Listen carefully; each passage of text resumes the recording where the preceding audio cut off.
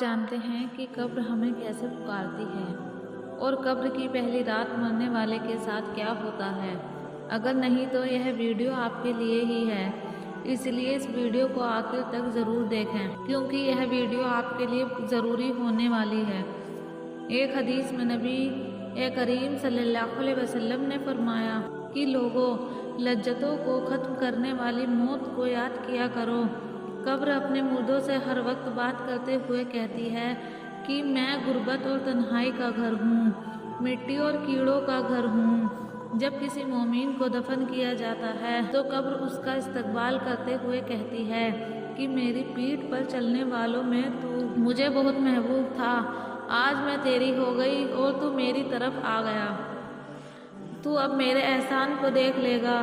یہ کہہ کر قبر اس کے لیے کشادہ ہو جاتی ہے اور اس کی قبر میں جنت کی کھڑکی کو کھول دیا جاتا ہے جہاں سے اسے جنت کی ہوائیں آتی رہتی ہے۔ حضرت ابو ہریرہ فرماتے ہیں کہ نبی کریم صلی اللہ علیہ وسلم ایک جنازے میں شریک ہوئے اور ایک قبر کے پاس بیٹھ گئے اور فرمایا کہ یہ قبر ہر دن بلند آواز میں کہتی ہے کہ اے آدم کی اولاد، تو مجھے کیوں بھول گیا؟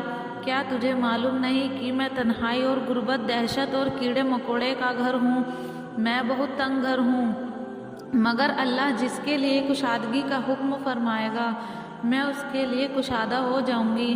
اس کے بعد آپ نے فرمایا کہ اے قبر، تو یا تو جنت کا چمن ہے یا پھر آگ کا ایک تنور۔ ایک حدیث میں آپ نے فرمایا کہ جب مردے کو قبر میں رکھا جاتا ہے تو قبر اس سے کہتی ہے کہ اے ابن آدم، تو ہلاک ہوا، تجھے مجھ سے کس چیز نے دھوکے میں رکھا؟ کیا تجھے معلوم نہ تھا کہ میں فتنے اور کیڑے مکوڑے کا گھر ہوں؟ تجھے کس چیز نے بہکا کر مجھ سے نڈر کر دیا اور تو میری پیٹھ پر خوب اکڑ کر چلتا تھا؟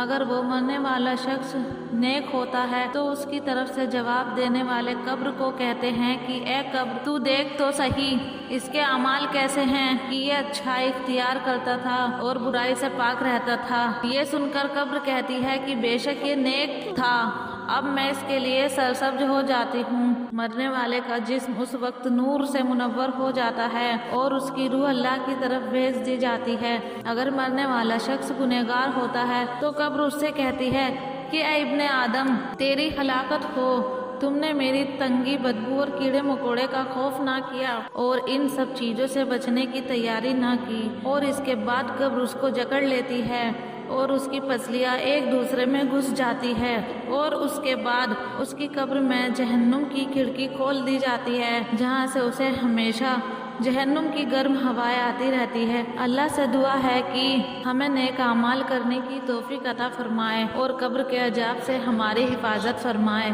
آمین۔ دوستو، اس ویڈیو کو زیادہ سے زیادہ شیئر کریں اور اللہ سے توبہ کریں۔